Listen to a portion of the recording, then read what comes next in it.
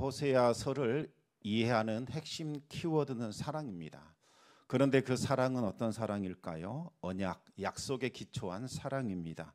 하나님과 이스라엘이 맺은 언약, 그 약속을 알아야 하나님의 사랑이 보이고 또 호세아서가 이해되기 시작을 합니다. 어떻게 이스라엘 민족은 하나님의 백성으로 선택받을 수 있었을까요?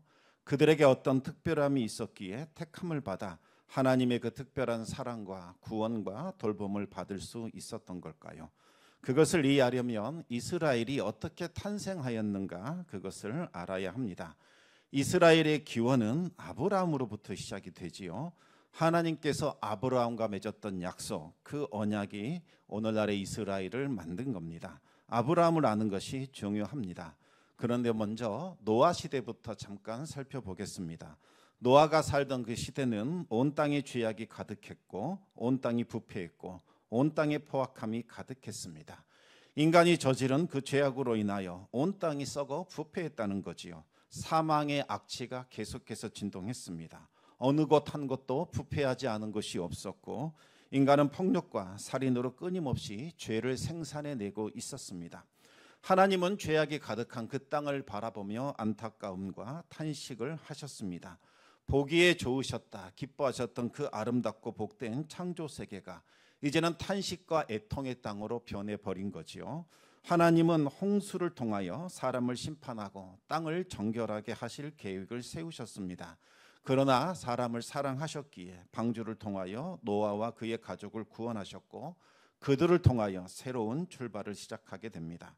그런데 인간 내면에 심겨진 이 죄악된 본성은 홍수로도 제거할 수 없었습니다. 인간은 또다시 하나님께 반역했고 하나님 없는 인생을 꿈꾸며 갈망하게 됩니다. 그들은 바벨탑을 쌓았고 하나님을 대적하게 됩니다. 하늘에 닿을 만큼 높은 탑을 쌓고 그들의 이름을 내겠다는 거지요. 온 천하에서 이제 하나님의 이름은 지워버리자. 그 대신 우리의 이름으로 그 자리를 채우자. 이렇게 계획했던 겁니다. 만약 하나님이 또다시 홍수로 우리를 심판한다면 이번에는 우리가 맞서 대항하자. 홍수가 와도 끄덕없는 높은 탑을 쌓자. 하나님의 심판을 맞서려고 한 겁니다. 하나님이 없는 세상, 인간이 주인 되는 세상을 건설하려고 했던 거지요. 사람이 주인 되는 세상이 오면 낙원이 될 것이다. 그렇게 생각을 한 겁니다. 그러나 여러분, 하나님 없는 세상은 빛이 사라진 흑암과 같습니다. 낙원이 아니라 죄악과 사육과 전쟁이 끊어지지 않는 처참한 지옥으로 변하게 됩니다. 하나님은 인류가 더 큰 죄악을 저지르지 못하도록 주의 사자를 땅에 보내게 됩니다. 그들이 서로 힘을 합쳐 하나님을 대적하고 지옥을 향하여 다름박질하는 것을 막기 위하여 그들의 언어를 혼잡하게 하셨고 소통할 수 없게 만드셨습니다. 결국 인류는 뿔뿔이 흩어지게 됩니다. 하지만 인류는 하나님 없는 세상에 대한 꿈, 그 갈망을 포기하지 않았습니다. 그들은 끊임없이 하나님을 대적했고 하나님께 반기를 들었습니다. 물질 숭배와 향락과 쾌락과 우상 숭배가 가득한 곳, 이곳을 지상낙원으로 여기면서 문명을 계속 발전시켜 나가게 됩니다.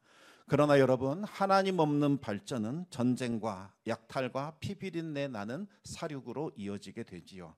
멸망을 향한 죽음의 질주가 일어나게 됩니다. 하나님은 인류가 멸망하는 것 원하지 않으셨습니다. 하나님은 인류에게 임박한 심판을 늦추셨을 뿐만 아니라 인류를 구원할 수 있는 길을 예비하십니다.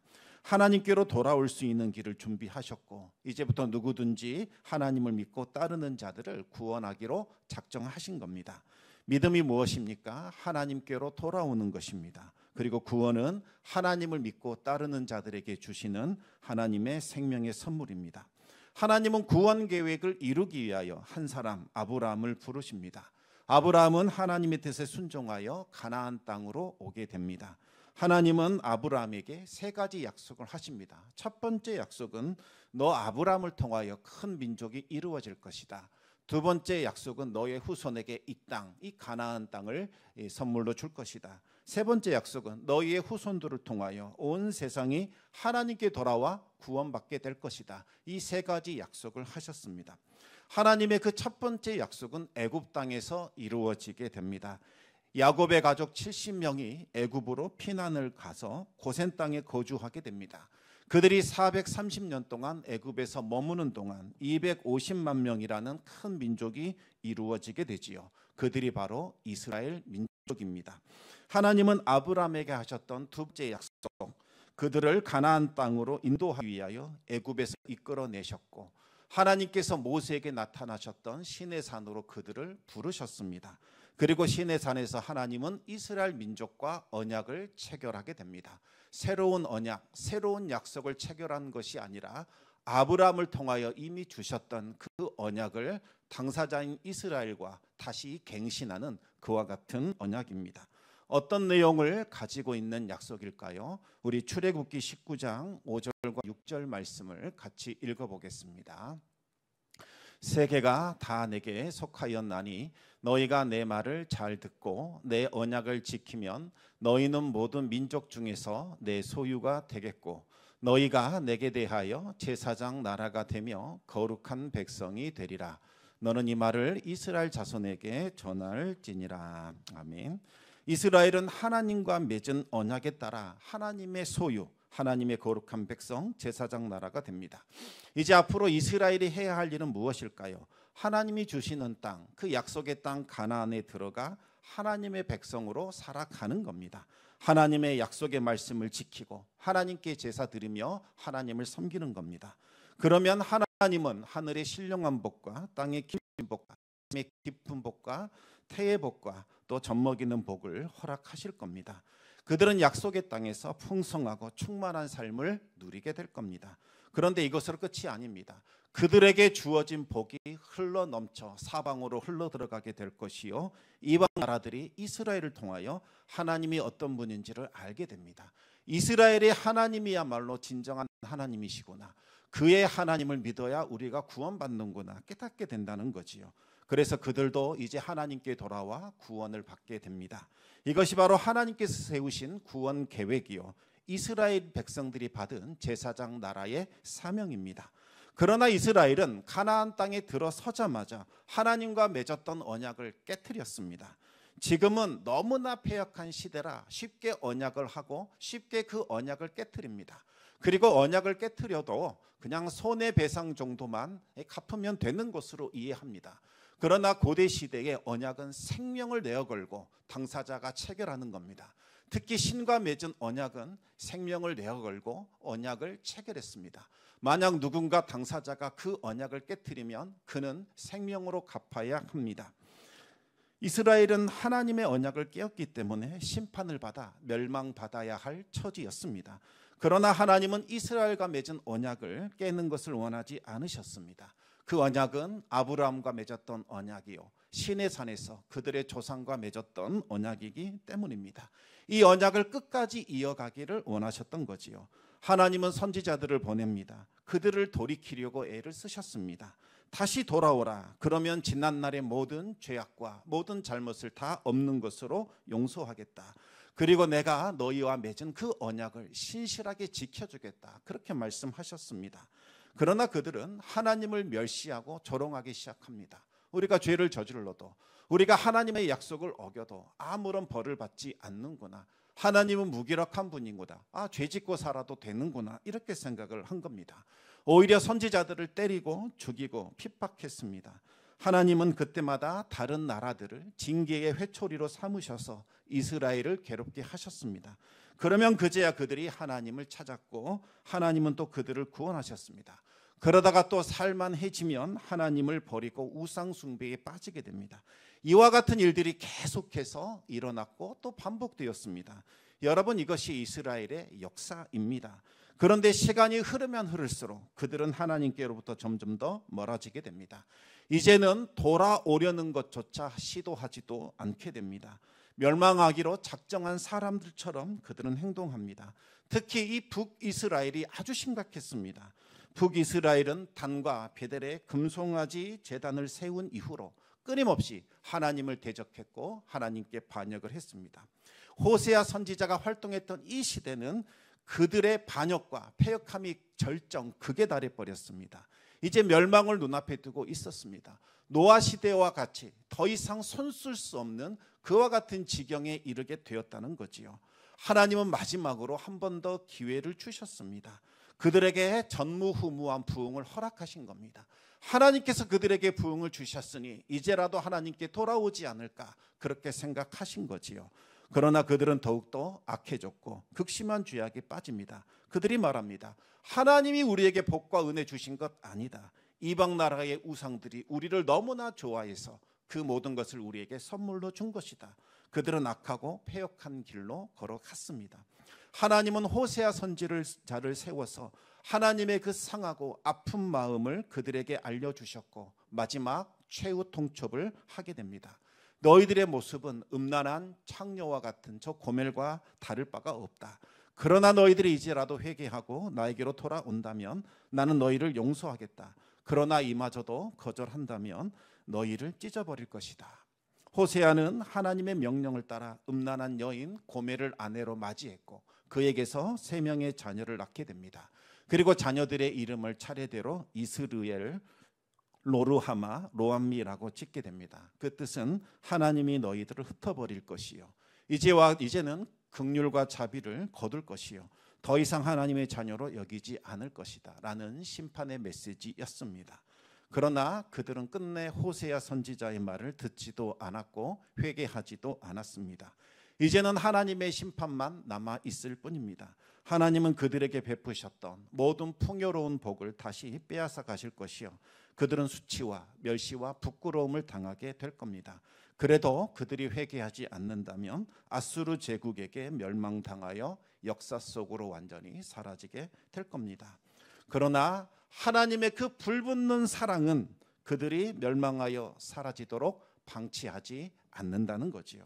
흩어진 그들을 다시 불러 모으실 것이요 그들에게 자비와 긍휼을 부을 것이요 그들을 또다시 하나님의 소유, 하나님의 거룩한 백성, 제사장 나라로 만들게 될 겁니다. 그 말씀이 오늘 본문에 나와 있습니다. 우리 호세아 3장 1절 말씀을 우리 같이 읽어보겠습니다. 여호와께서 내게 이르시되 이스라엘 자손이 다른 신을 섬기고 건포도 과자를 즐길지라도 여호와가 그들을 사랑하나니 너는 또 가서 타인의 사랑을 받아 음녀가 된 그 여자를 사랑하라 하시기로. 이스라엘은 우상 숭배의 자리에서 제공되는 그 건포도떡, 그 건포도가 박혀있는 그 떡에 이끌리게 되고 하나님을 떠나게 됩니다. 여러분, 건포도떡이 무엇을 말하는 걸까요? 우상 숭배가 주는 그 쾌락, 향락, 그 달콤함, 그 음란함을 상징합니다. 그 한 덩이 떡을 얻어먹겠다고 생명과 복을 버리고 죽음과 사망과 심판을 선택해 버린 겁니다. 그런 이스라엘을 하나님은 끝내 포기하지 못하셨습니다. 그들에 대한 사랑을 끝내 거두지 않으셨습니다. 그것을 보여주고자 호세아에게 또 다른 명령을 내립니다. 가서 고멜을 데려오라는 거지요. 당시 고멜은 이전에 맛보았던 쾌락과 향락을 잊지 못하여 3명의 자녀와 남편과 가정을 버리고 이 남자 저 남자를 찾아 집을 떠난 상태였습니다. 호세아 3장 2절 말씀 우리 읽어보겠습니다. 내가 은 15개와 보리 한 호멜 반으로 나를 위하여 그를 사고. 호세아는 돈을 들고 찾아가 고멜을 데려오게 됩니다. 은 15개, 보리 한 호멜 반, 이것을 데리고 사온 겁니다. 이 값은 노예를 데려올 때 지불하는 당시의 몸값이었습니다. 원래는 은 30개를 주는 것이 관례인데 호세아가 가난한 선지자였고 또 고멜이 모든 돈을 다 털어가 버렸기 때문에 집에는 은 15개밖에 없었습니다. 그러면 나머지 은 15개는 어떻게 보충할까요? 보리 한 호멜이 은 10개에 거래되었기 때문에 이 보리 한 호멜과 반을 가져가면 은 15개의 값이 되었습니다. 따라서 부족한 나머지 15개는 바로 보리 한 호멜로 갚은 겁니다. 고멜은 이 남자들이 자신을 상대에게 주지 않을 것이라는 걸 알고 있었습니다. 그래서 집에 있는 재산을 다 긁어 나간 겁니다. 재산을 바치면서까지 남자들을 찾아 다녔던 거지요. 그 음란함, 그 향락, 쾌락을 잊지 못하여 그와 같은 짓을 벌인 겁니다. 결국 고멜은 모든 것을 잃어버리고 빈털터리가 됩니다. 오갈 곳이 없는 고멜은 이 포주에게 자기 자신을 팔아버립니다. 성노예로서 살아가겠다. 나를 성착취의 대상으로 삼아달라. 그렇게 자신을 팔아 넘긴 겁니다.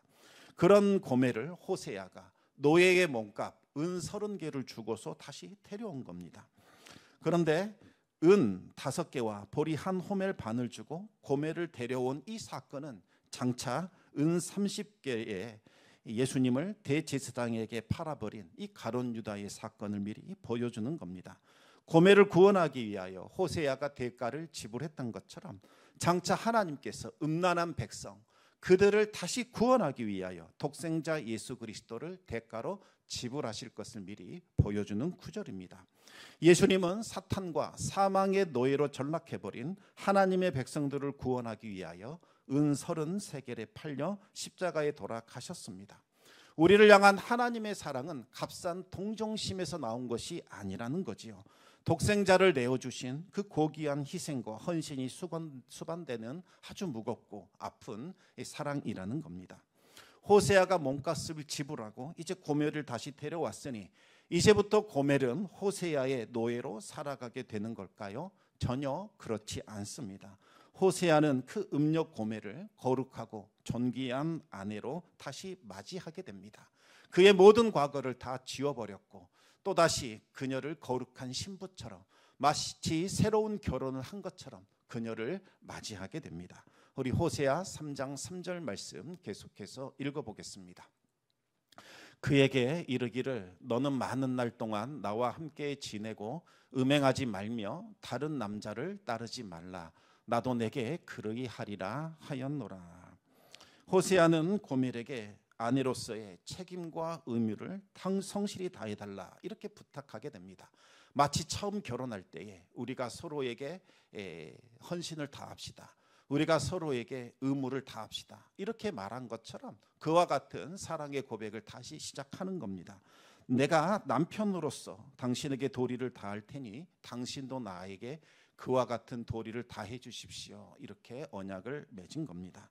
이 모습을 통해서 호세아는 하나님의 사랑이 어떤 것인지를 보여주고 있는 거지요. 호세아가 원하는 것은 다른 것 아닙니다. 고멜의 사랑입니다. 호세아를 사랑해 주기를 원하는 거지요. 호세아가 고멜을 사랑하는 것처럼 고멜도 그 사랑에 응답하여 호세아를 사랑하기를 원하는 겁니다. 하나님께서 이스라엘 백성들에게 원하는 것도 바로 사랑입니다. 하나님이 이스라엘을 사랑하시는 것처럼 이스라엘도 사랑으로 하나님께 응답해 주기를 하나님이 원하셨던 거지요. 이스라엘이 사랑에 응답한다면 하나님은 끝까지 그들을 지켜주실 것이요 한없는 은혜와 복을 부어 주실 겁니다. 이것은 출애굽 때부터 하나님께서 계속해서 끊임없이 그들에게 요구하셨던 한 가지 내용이었습니다. 우리 신명기 6장 4절 5절 말씀을 읽어보겠습니다. 이스라엘아 들으라. 우리 하나님 여호와는 오직 유일한 여호와이시니 너는 마음을 다하고 뜻을 다하고 힘을 다하여 내 하나님 여호와를 사랑하라. 하나님께서 우리를 사랑하시되 하나님의 마음과 뜻과 힘을 다하여 우리를 사랑하십니다. 따라서 하나님의 사랑받는 이스라엘도 마음과 뜻과 힘을 다하여 하나님 사랑하기를 원하시는 거지요. 여러분, 하나님을 사랑한다. 무엇을 말하는 걸까요? 감상적인 이 심파극을 말하는 것 아닙니다. 하나님의 말씀을 마음에 새기고 그것을 지켜 행하는 것, 그것을 하나님께서 원하십니다. 계속해서 신명기 6장 6절에서 9절 말씀입니다. 같이 읽겠습니다. 오늘 내가 내게 명하는 이 말씀을 너는 마음에 새기고 내 자녀에게 부지런히 가르치며 집에 앉았을 때이든지 길을 갈 때이든지 누워 있을 때이든지 일어날 때이든지 이 말씀을 강론할 것이며 너는 또 그것을 내 손목에 매어 기호를 삼으며 내 미간에 붙여 표로 삼고 또 내 집 문설주와 바깥문에 기록할지니라. 아멘. 여러분, 누군가를 사랑해 보신 기억 있으십니까? 누군가를 사랑하면 그 사람의 말을 마음에 담아둡니다.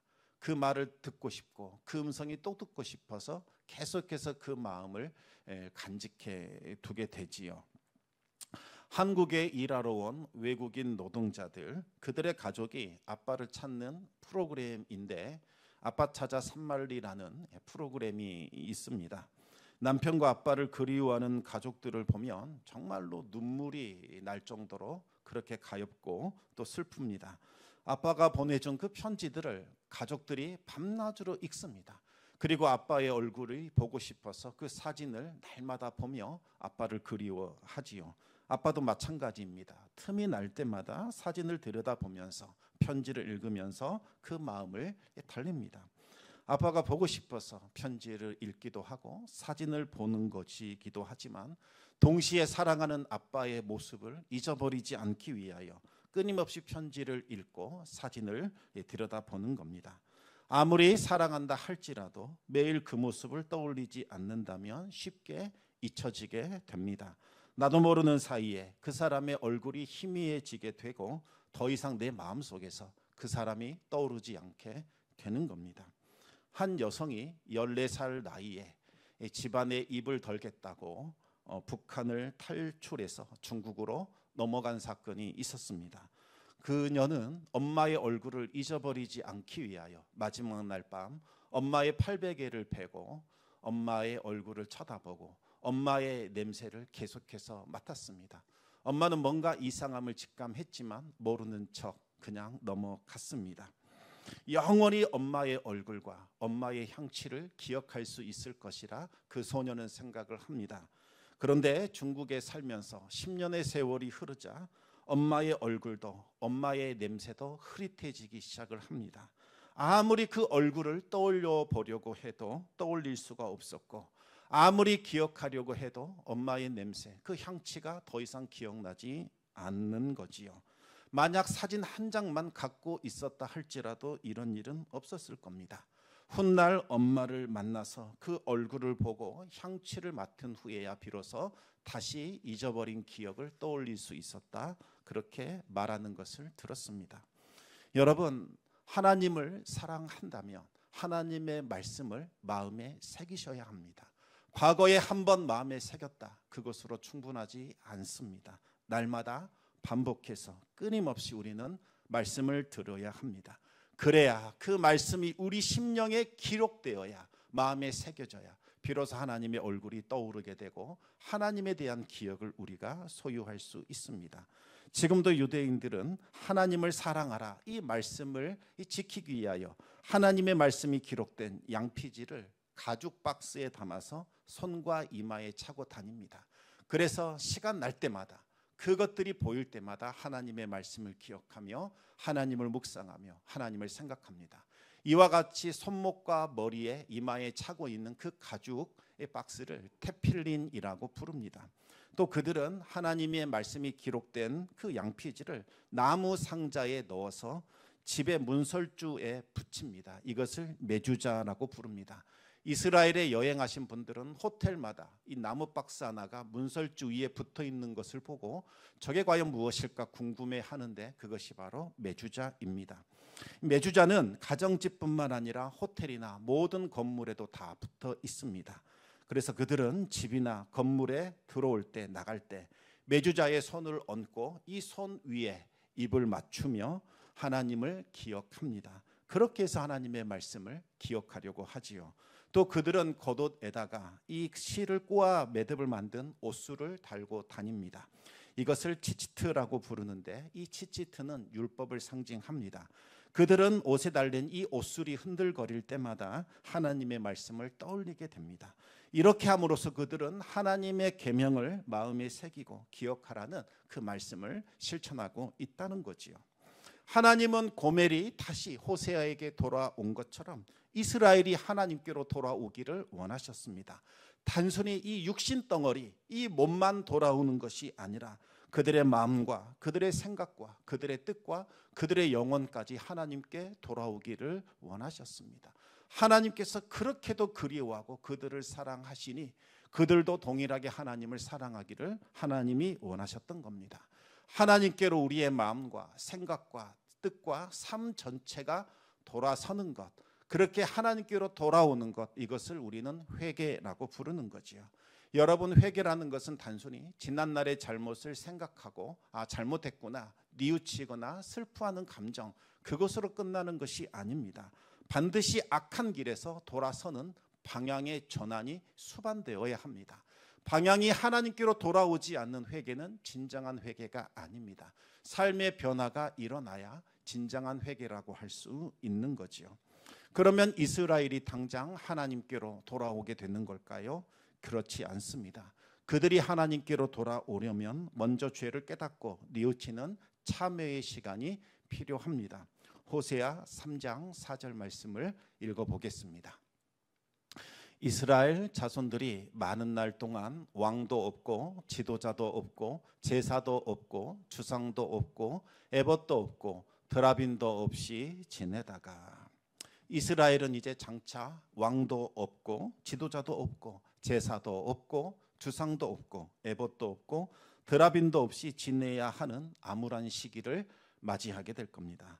여러분, 왕과 지도자가 없다, 어떤 상황을 말하는 걸까요? 이스라엘이 다른 나라에게 주권을 빼앗기는 그날이 온다는 것을 의미합니다. 다른 나라가 이스라엘을 침략하여 그들을 완전히 지배하게 될 겁니다.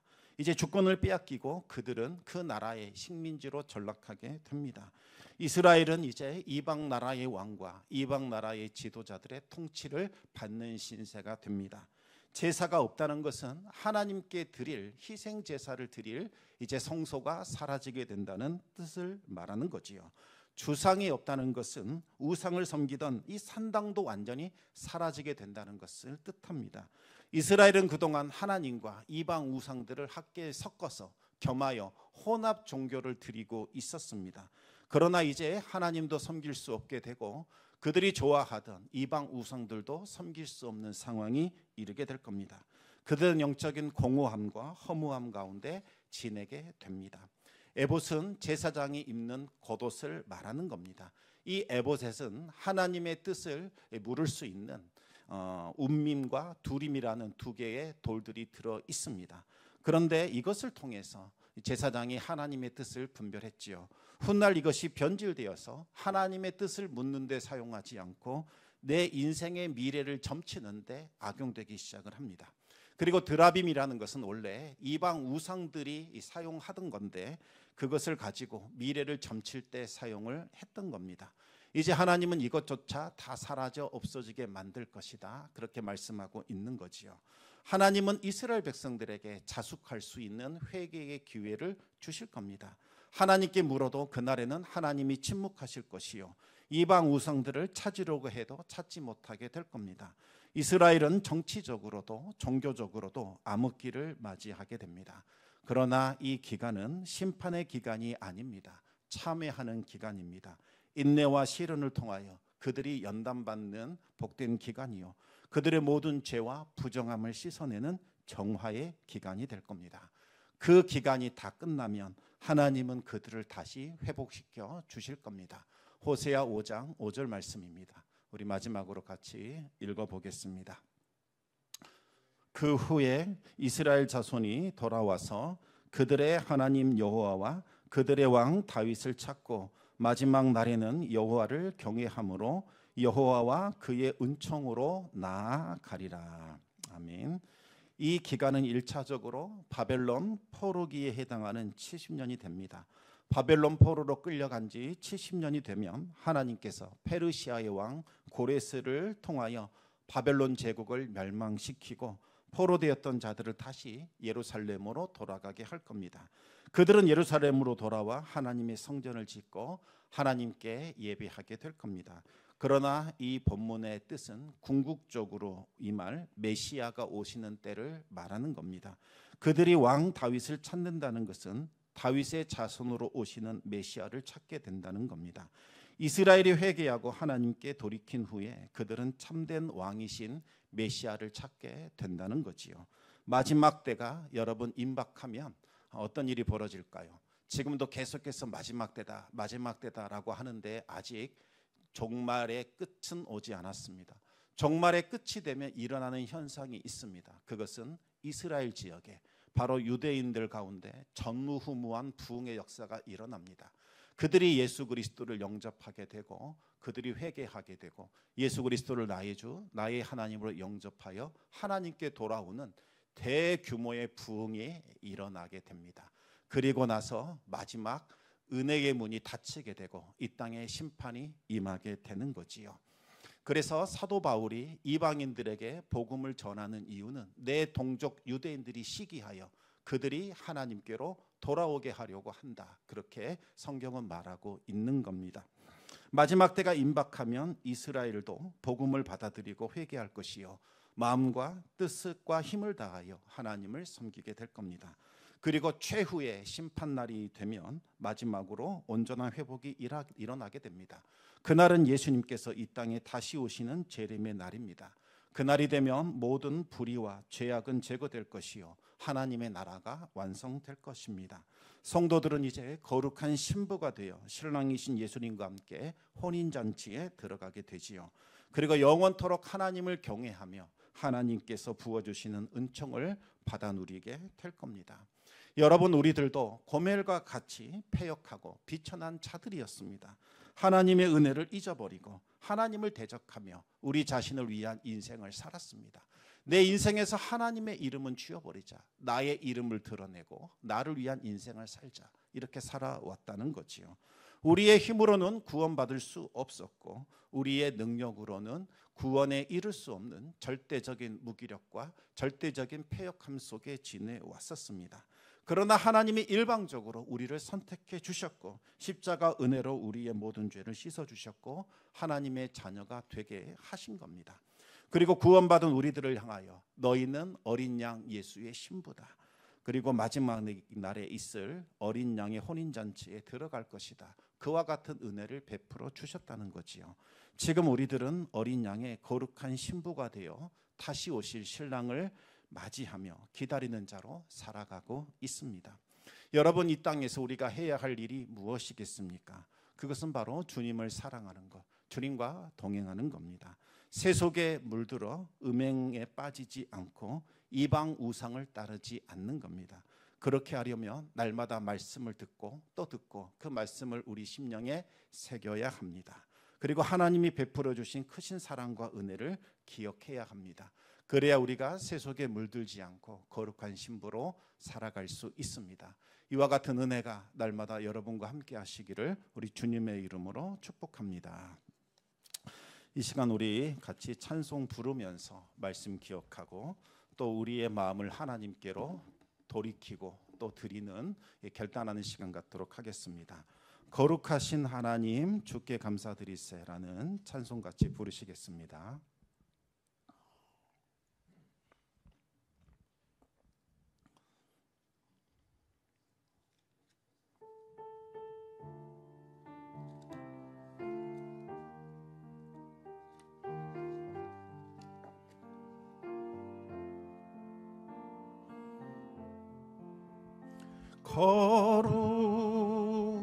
거룩하신 하나님 주께 감사드리세. 날 위해 이 땅에 오신 독생자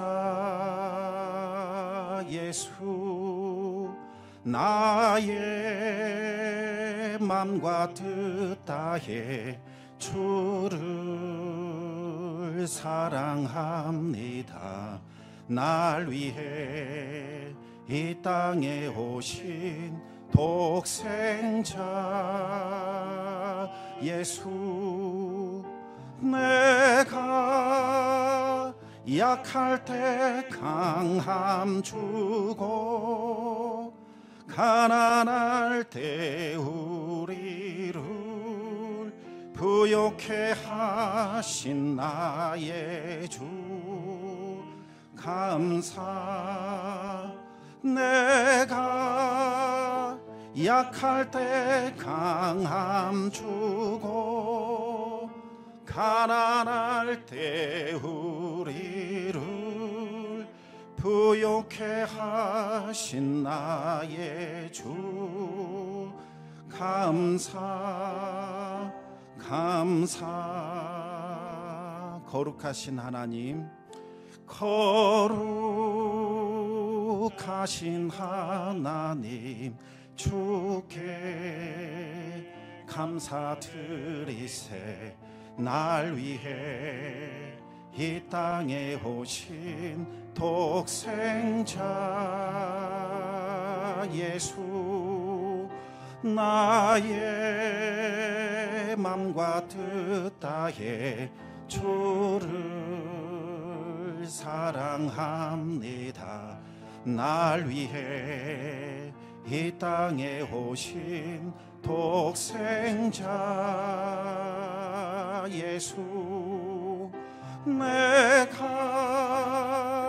약할 때 강함 주고 가난할 때 우리를 부욕해 하신 나의 주 감사. 내가 약할 때 강함 주고 가난할 때 우리를 부욕해 하신 나의 주 감사 감사. 아멘.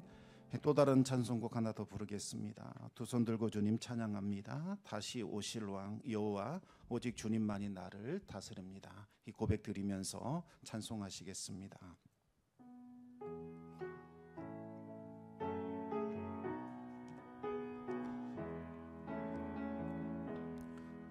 두 손 들고 찬양합니다.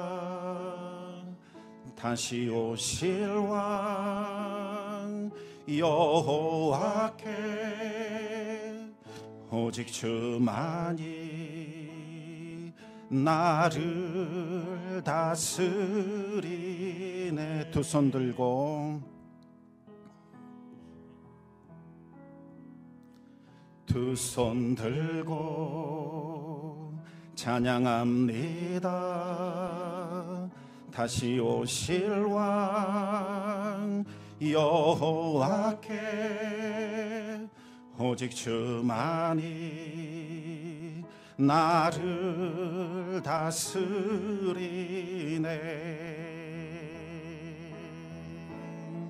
나 주님만을 섬기리, 헛된 마음 버리고 성령이여 내 영혼 충만하게 하소서. 주님 앞에 내 생명 드리리라.